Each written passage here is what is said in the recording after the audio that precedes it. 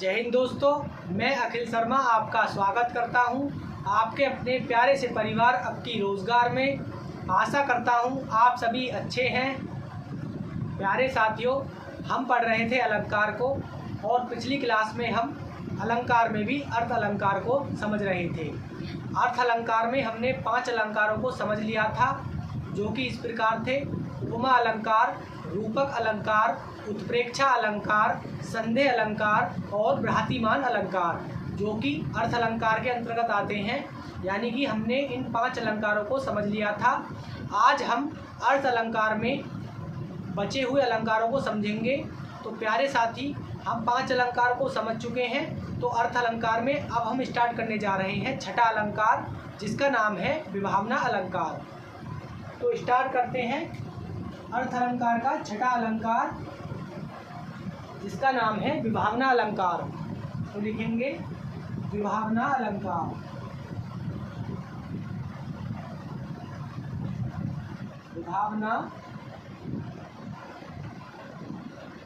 विभावना अलंकार। अगर विभावना अलंकार की परिभाषा की बात करें तो जहाँ पर बिन कारण के अभाव के कार्य उत्पत्ति का चमत्कार हो, वहाँ पर विभावना अलंकार होता है। यानी कि बिना कारण के अभाव के कार्य उत्पत्ति का चमत्कार हो, वहाँ पर कौन सा अलंकार? विभावना अलंकार होता है। तो लिखेंगे बिना कारण के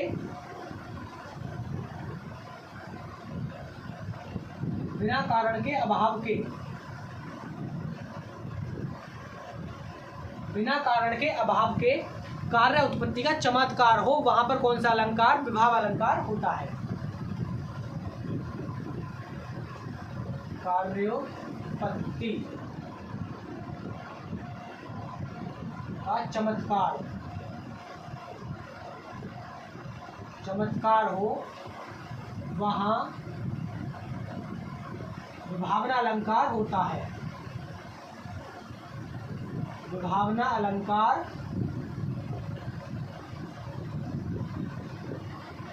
होता है। यानी कि बिन कारण के अभाव के कार्य उत्पत्ति का चमत्कार हो, वहां पर कौन सा अलंकार होता है? विभावना अलंकार होता है।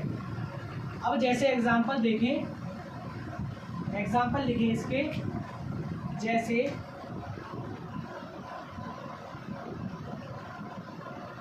जैसे बिन पानी साबुन बिना, बिन पानी साबुन बिना निर्मल करे सुहाए। निर्मल करे सुहाए। यानी कि बिना कारण के अभाव के कार्य उत्पत्ति का चमत्कार हो, वहाँ विभावना अलंकार होता है। और जैसे एग्जाम्पल देखें, बिन घनश्याम धाम धाम मंडल में। दूसरा एग्जाम्पल लिखें, बिन घनश्याम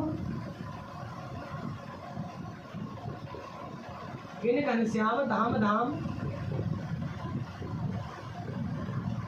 ब्रजमंडल में। बिन घनश्याम धाम धाम ब्रजमंडल में नित बसती बहार।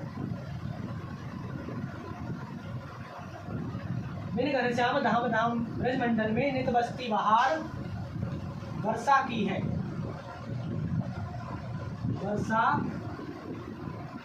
है। यानी कि जहां पर बिना कारण के अभाव के कार्य उत्पत्ति का चमत्कार हो, वहां पर विभावना अलंकार होता है। यह अर्थ अलंकार का छठा अलंकार है। और इसके एग्जाम्पल हैं बिन पानी साबुन बिना निर्मल करे सुहाए, और बिन घनश्याम धाम धाम ब्रजमंडल में नित बसती बहार वर्षा की है। यानी कि नित बसती बहार वर्षा की है बिन घनश्याम धाम धाम ब्रजमंडल में। दूसरा, बिन पानी साबुन बिना निर्मल करे सुहाए। तो जहाँ पर बिना कारण के अभाव के कार्य उत्पत्ति का चमत्कार हो, वहाँ पर कौन सा अलंकार? विभावना अलंकार होता है। तो नंबर 6 हमारा हो गया। नंबर 7 पर डालेंगे विरोधाभास अलंकार। हम पढ़ रहे हैं अर्थ अलंकार को, और अर्थ अलंकार में हम 5 अलंकार को पहले पढ़ चुके थे। छठा अलंकार हमने आज अभी देखा और अब हम डाल रहे हैं सातवां अलंकार। सातवां अलंकार जिसका नाम है विरोधाभास अलंकार। तो नंबर 7 पर लिखेंगे अर्थ अलंकार में विरोधाभास अलंकार।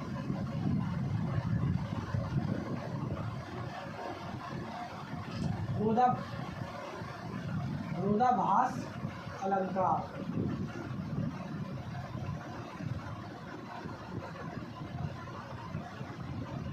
जहां पर वास्तविक विरोध ना होकर केवल विरोध का अभाव मात्र हो, यानी कि विरोधाभास अलंकार कहाँ पर होगा? जहाँ पर वास्तव में विरोध तो ना हो परंतु विरोध का अभाव मात्र हो, वहाँ पर विरोधाभास अलंकार होता है। तो इसमें इसकी परिभाषा को लिखेंगे, जहाँ पर वास्तविक विरोध ना होकर, जहाँ पर वास्तविक विरोध ना होकर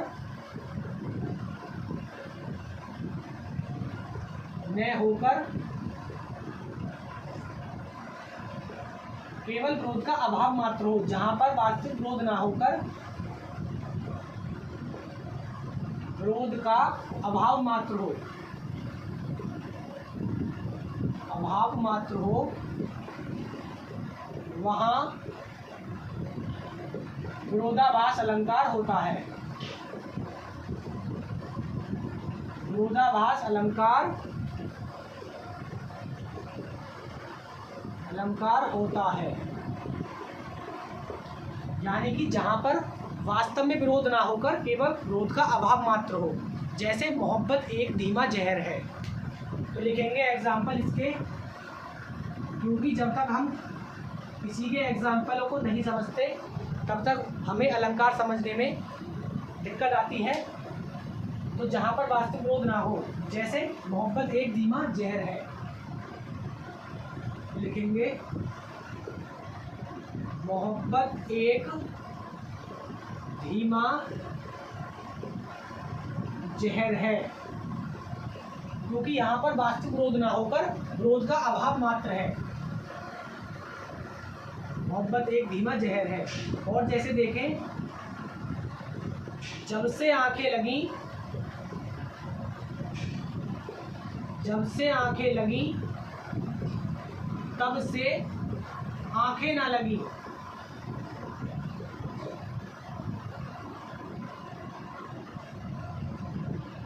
तब से आंखें ना लगी, यानी कि जब से आंखें लगी तब से आंखें ना लगी। तो यानी कि यहाँ पर भी वास्तविक विरोध ना होकर केवल विरोध का अभाव मात्र है। मोहब्बत एक धीमा जहर है, तब से आंखें लगी, जब से आंखें लगी तब से आंखें न लगी। और एग्जाम्पल देखें, जैसे अथाह पानी आता है छोटे से पात्र में। तो लिखें एग्जाम्पल तीसरा, अथाह पानी रखता है, अथाह पानी रखता है, यह सूखा सा पात्र, यानी कि सूखा सा पात्र अथाह पानी रखता है, यानी कि सूखा सा पात्र भी आ गया और अथाह पानी रखता है यह सूखा सा पात्र, यानी कि वास्तविक विरोध ना होकर विरोध का अभाव मात्र है, वहाँ पर विरोधाभास अलंकार होगा। तो नंबर 7 पर आता है विरोधाभास अलंकार अर्थ अलंकार में। और अब 8वां अलंकार समझते हैं। 8वां अलंकार मानवीकरण अलंकार, यानी कि जहाँ पर निर्जीव को सजीव की तरह पेश किया जाए। नंबर 8वां मानवीकरण अलंकार। हम पढ़ रहे हैं अर्थ अलंकार को, और अर्थ अलंकार में भी हम नंबर 8 डालेंगे। नंबर 8 पर लिखेंगे अर्थ मानवीकरण अलंकार। नंबर 8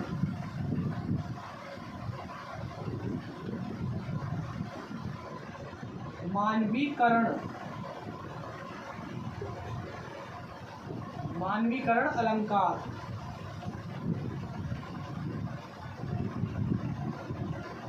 मानवीकरण अलंकार जहाँ पर निर्जीव को सजीव की तरह पेश किया जाए वहाँ पर मानवीकरण अलंकार होता है। तो लिखेंगे जहाँ निर्जीव को सजीव की तरह, निर्जीव को सजीव की तरह पेश किया जाता है, यानी कि जहाँ पर निर्जीव को सजीव की तरह पेश किया जाता है वहाँ मानवीकरण अलंकार होता है, मानवीकरण अलंकार होगा या होता है। जैसे यानी कि निर्जीव को सजीव की तरह पेश करना है, जैसे दुखी ताजमहल, मुस्कुराता बादल, यमुना जी गुनगुना रही हैं। तो एग्जाम्पल लिखें, जैसे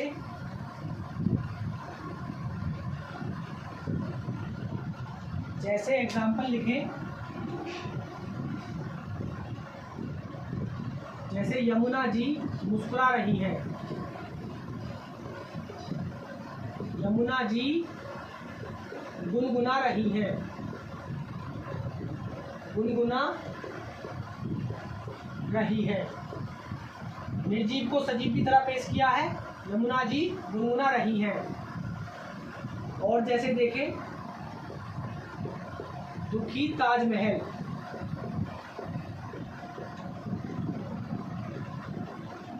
या मुस्कुराता बादल, मुस्कुराता बादल, या फूल, या चौथा हो जाएगा जैसे एग्जाम्पल, फूल हंसे कलियां मुस्कुराएं या मुस्काएं। जैसे यमुना जी गुनगुना रही हैं, दुखी ताजमहल, मुस्कुराता बादल, या फूल हंसे कलियां मुस्कुराएं। मानवीकरण, फूल हंसे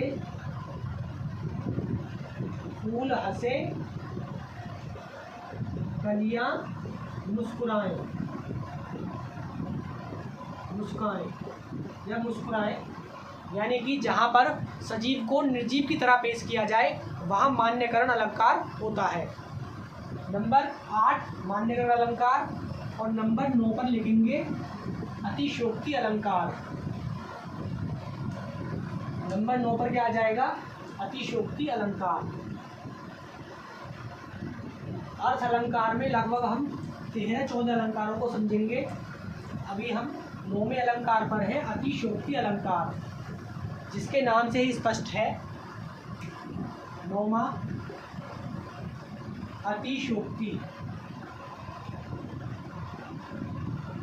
अतिशयोक्ति अलंकार। नंबर 9 पर अतिशयोक्ति अलंकार, जिसके नाम से ही स्पष्ट है, जहाँ पर बातों को बढ़ा चढ़ाकर पेश किया जाए, यानी कि बातों को बढ़ा चढ़ाकर कहा जाए, वहाँ पर कौन सा अलंकार होता है? अतिशयोक्ति अलंकार होता है। तो लिखेंगे जहाँ बात को बढ़ा चढ़ाकर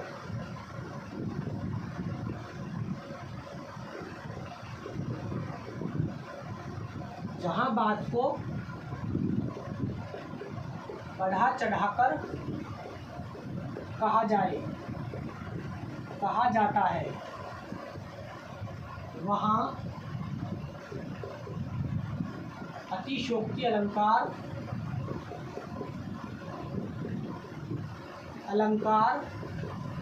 होता है। जैसे यानी कि बात को बढ़ा चढ़ाकर कहा जाए, जैसे हनुमान जी की पूंछ में लगना पाई आग, लंका सारी जल गई, गए निशाचर भाग। तो एग्जाम्पल लिखेंगे, जैसे एक और एग्जाम्पल है कि आगे नाला पड़ा अपार, राणा ने सोचा इस पार, चेतक था उस पार। तो एग्जाम्पल लिखें, जैसे हनुमान जी की पूंछ में लगना पाई आग, तो लिखें हनुमान जी की पूंछ में लगना पाई आग, लंका सारी जल गई, गए निशाचर भाग।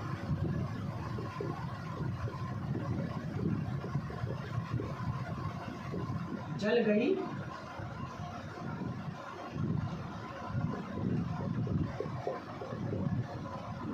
गए निशाचर, निशाचर भाग। यानी कि हनुमान जी की पूंछ में लगना पाई आग, लगना पाई आग, लंका सारी जल गई, गए निशाचर भाग। यहाँ पर बढ़ा चढ़ाकर बात को कहा गया है, और जहाँ पर बात को बढ़ा चढ़ाकर कहा जाए वहाँ अतिशयोक्ति अलंकार होता है। और जैसे दूसरा एग्जांपल देखें, आगे नाला पड़ा अपार, राणा ने सोचा उस पार, चेतक था। देखिए, आगे नाला पड़ा अपार, आगे नाला पड़ा अपार, घोड़ा कैसे उतरे पार,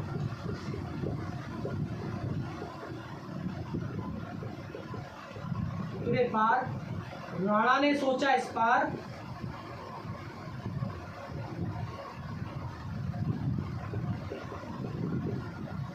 राणा ने सोचा इस पार, चेतक था उस पार।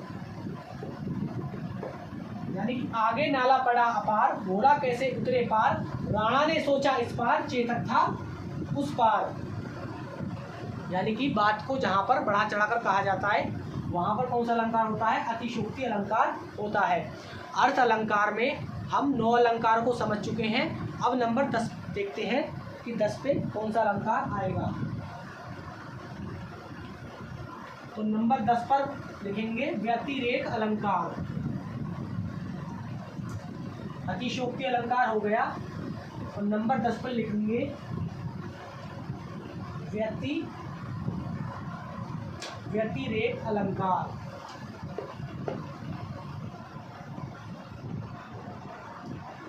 नंबर 10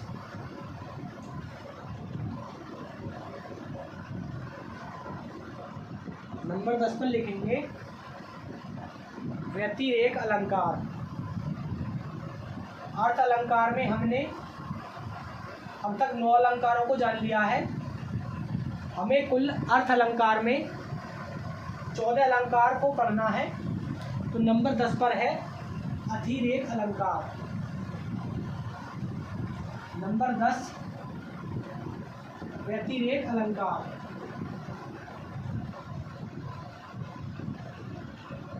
व्यतिरेक अलंकार। व्यतिरेक अलंकार नंबर 10 व्यतिरेक अलंकार।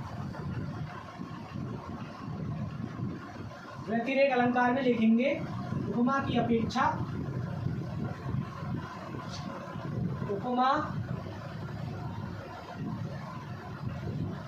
उपमा की अपेक्षा, उपमे में, उपमा की अपेक्षा उपमे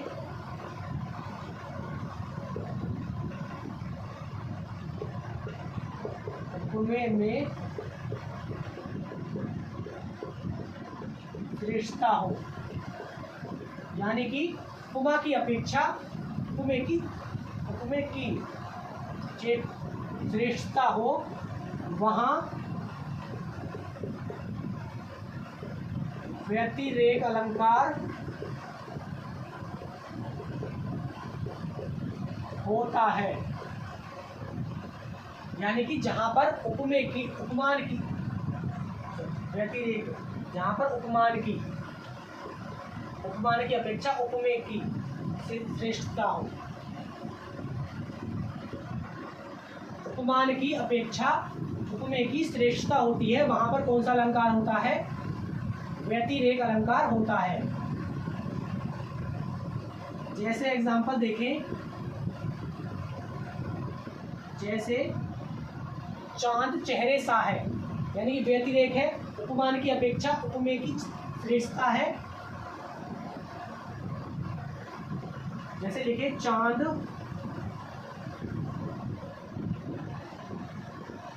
चेहरे सा है,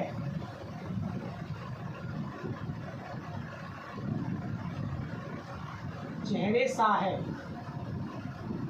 या सूर्य उसके मुख जैसा है। चांद चेहरे सा है या सूर्य उसके मुख जैसा है, सूर्य उसके मुख जैसा है, मुख जैसा है, उपमान की अपेक्षा उपमेय की श्रेष्ठता हो, या राधा मुख को चंद्र कहते हैं, राधा मुख को चंद्र कहते हैं। या इसमें ही हो जाएगा सीता का मुख चंद्र से अधिक सुंदर है, यानी कि सीता का मुख चांद से भी ज़्यादा सुंदर है। तो वहाँ पर कौन सा अलंकार, जहाँ उपमान की अपेक्षा उपमेय की श्रेष्ठता की जाए, वहाँ पर व्यतिरेक अलंकार होता है।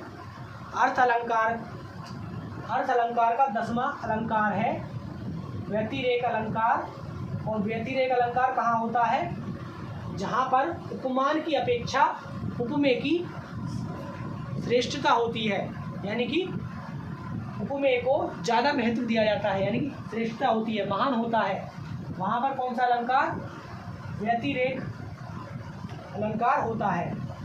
और हमारे पास 3 या 4 अलंकार बचते हैं जो हमें पढ़ने हैं, और इन्हें पढ़ने के पश्चात हम अलंकार को कंप्लीट कर लेंगे। तो आइए प्यारे साथियों, अब पढ़ते हैं 11वां अलंकार। नंबर 11 डालेंगे और नंबर 11 में लिखेंगे व्यतिरेक, यहाँ हो गया, और नंबर 11 में आ जाएगा विशेषोक्ति अलंकार। नंबर 11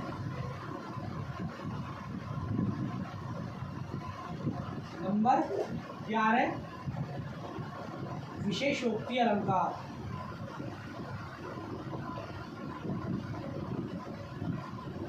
नंबर 11 पर आएगा विशेषोक्ति अलंकार।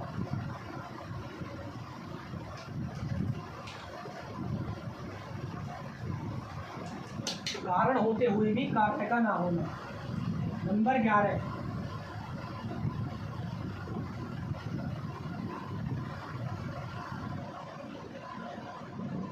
विशेषोक्ति अलंकार।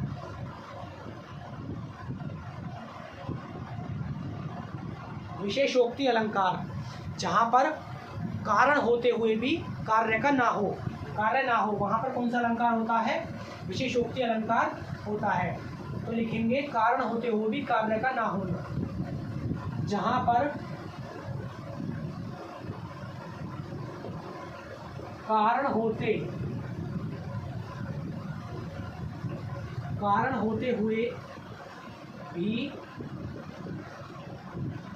कार्य का न होना पाया जाए, वहाँ विशेषोक्ति अलंकार होता है। विशेषोक्ति अलंकार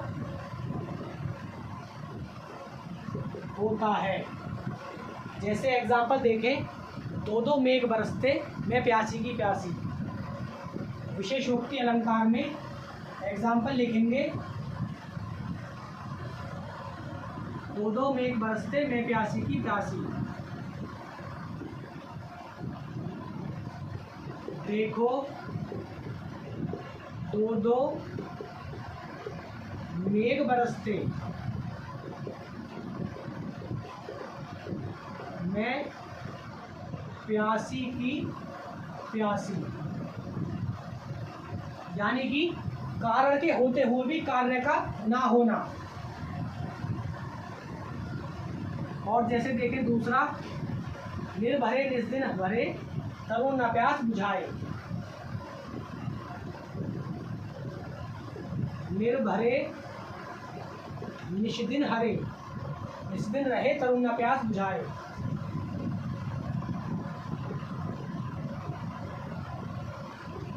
रहे तरुण न प्यास बुझाए।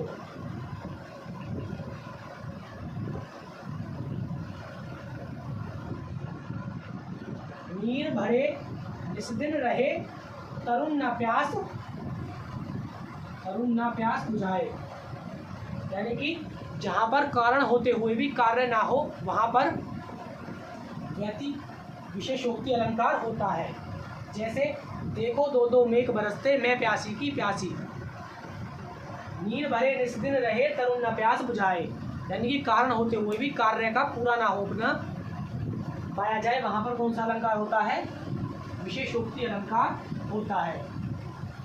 नंबर 11 हो गया। अब नंबर 12 पर देखेंगे प्रत्यय अलंकार।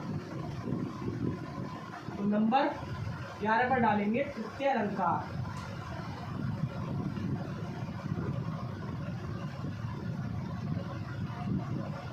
नंबर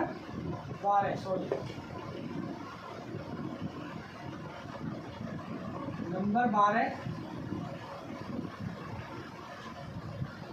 प्रत्यय अलंकार। प्रत्यय अलंकार उपमा का विपरीत होता है। तो इसमें सभी जितने भी उदाहरण हैं उपमा के विपरीत होंगे। तो इसमें लिखेंगे यह उपमा का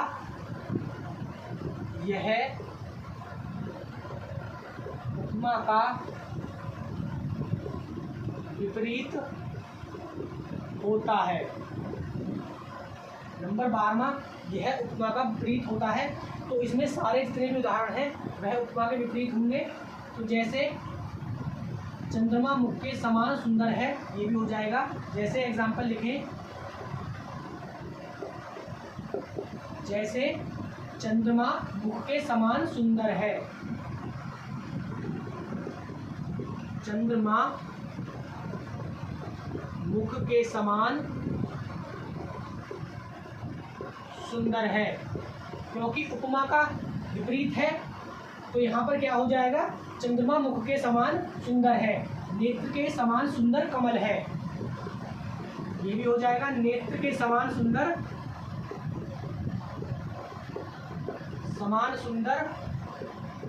कमल है।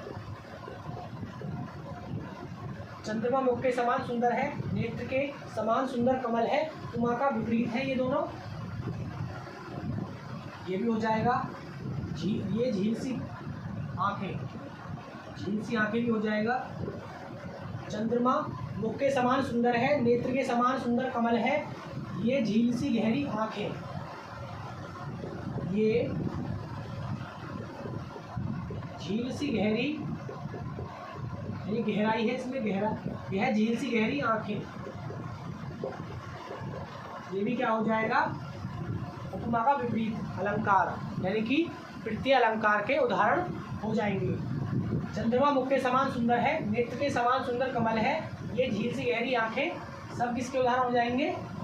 प्रत्यय अलंकार के उदाहरण हो जाएंगे। अब हमारे पास 2 अलंकार बचते हैं। तो नंबर 13 और नंबर 14। तो नंबर 13 पर डालेंगे अपूर्ति अलंकार। नंबर 13 समझ लेते हैं।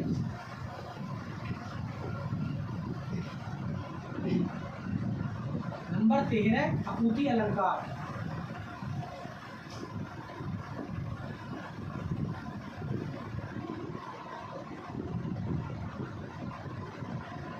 अपूर्ति अलंकार। अपूर्ति अलंकार, अपूर्ति मात्रा यहाँ पर है। अपूर्ति अलंकार उपमेय का निषेध करके उपमान का आरोप किया जाए। यानी कि उपमेय का निषेध करके उपमान का आरोप। उपमेय का निषेध करके अपूर्ति अलंकार उपमेय का निषेध करके उपमान का आरोप हो, वहाँ पर अपूर्ति अलंकार होता है। उपमेय का निषेध करके उपमान का आरोप किया जाए, उपमान का आरोप किया जाए, किया जाता है, वहाँ अपूर्ति अलंकार होगा। यानी कि जहाँ पर उपमेय का निषेध करके उपमान का आरोप किया जाता है, वहाँ पर अपूर्ति अलंकार होता है। जैसे यह मुख नहीं चंद्र है। एग्जाम्पल लिखे,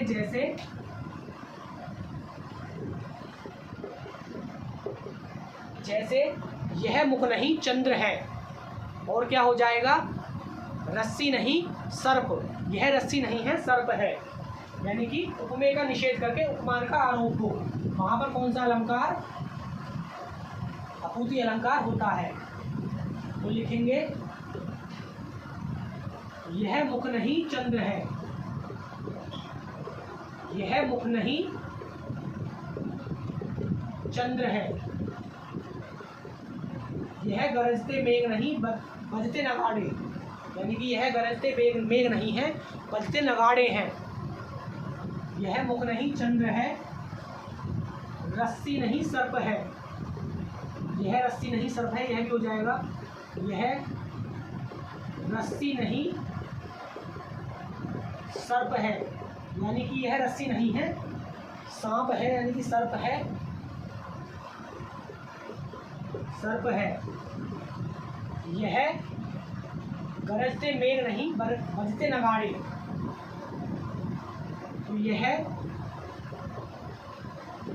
गरजते मेघ नहीं बजते नगाड़े, मेघ नहीं बजते नगाड़े।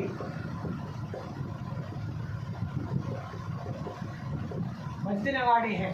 यह गरजते मेघ नहीं बजते नगाड़े।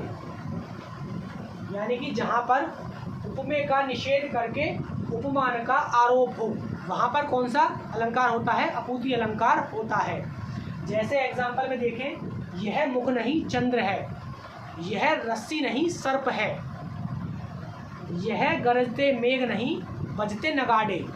क्योंकि यहाँ पर उपमेय का निषेध करके उपमान का आरोप किया गया है, तो वहाँ पर अपूर्ति अलंकार होगा। नंबर 13 पर आता है अपूर्ति अलंकार। नंबर 14वां है, जो कि अर्थ अलंकार का लास्ट अलंकार है, जिसे पढ़ने के पश्चात हम अलंकार चैप्टर को कंप्लीट कर चुके होंगे। तो आइए दोस्तों, अब हम समझते हैं अपना लास्ट अलंकार, जिसका नाम है दृष्टांत अलंकार।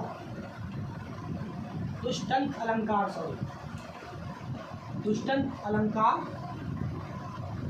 नंबर 14। नंबर 14 पर डालेंगे दृष्टांत अलंकार।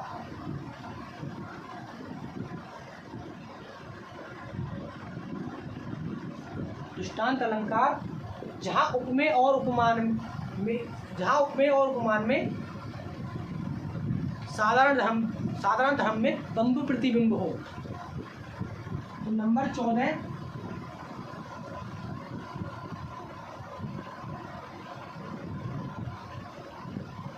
14 पर क्या आ जाएगा,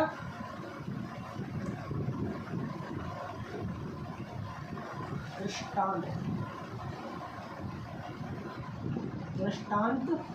अलंकार। तो इसमें लिखेंगे उपमेय और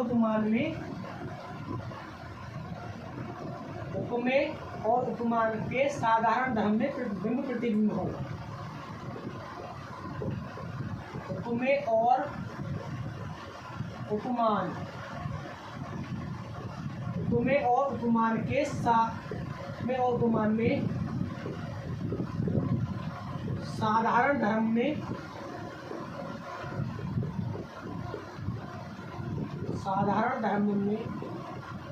बिंब प्रतिबिंब हो। बिंब प्रतिबिंब हो वहाँ दृष्टांत अलंकार होता है। यानी कि जहाँ उपमेय और उपमान के साधारण धर्म में बिंब प्रतिबिंब होते हैं वहाँ पर कौन सा अलंकार होता है? वहाँ पर दृष्टांत अलंकार होता है। जैसे एक म्यान में दो तलवार कभी नहीं रह सकती, यानी कि एक म्यान में दो तलवार कभी नहीं रह सकती। और दूसरा एग्जाम्पल देखें कि नारी किसी और पर प्रेम नारी सह सकती है क्या? तो एग्जाम्पल देखें, जैसे एक म्यान में दो तलवार कभी नहीं रह सकती। जैसे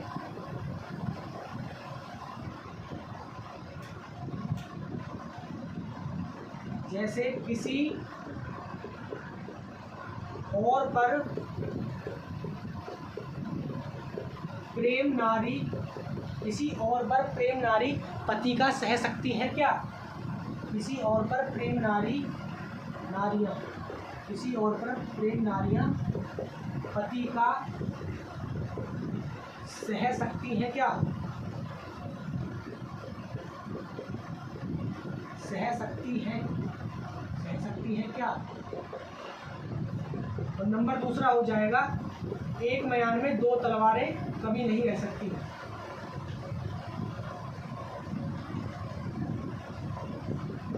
एक म्यान में दो तलवार नहीं रह सकती। एक म्यान में दो तलवार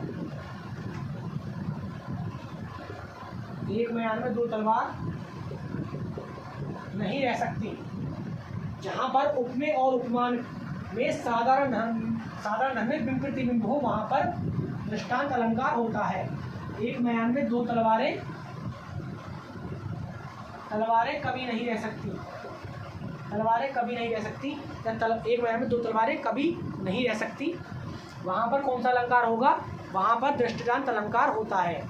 जहाँ पर उपमेय और उपमान के साधारण धर्म में बिंब प्रतिबिंब होते हैं वहाँ पर दृष्टांत अलंकार होता है। जैसे एक म्यान में दो तलवारें कभी नहीं रह सकती और किसी और का प्रेम नारी पति का सह सकती हैं क्या?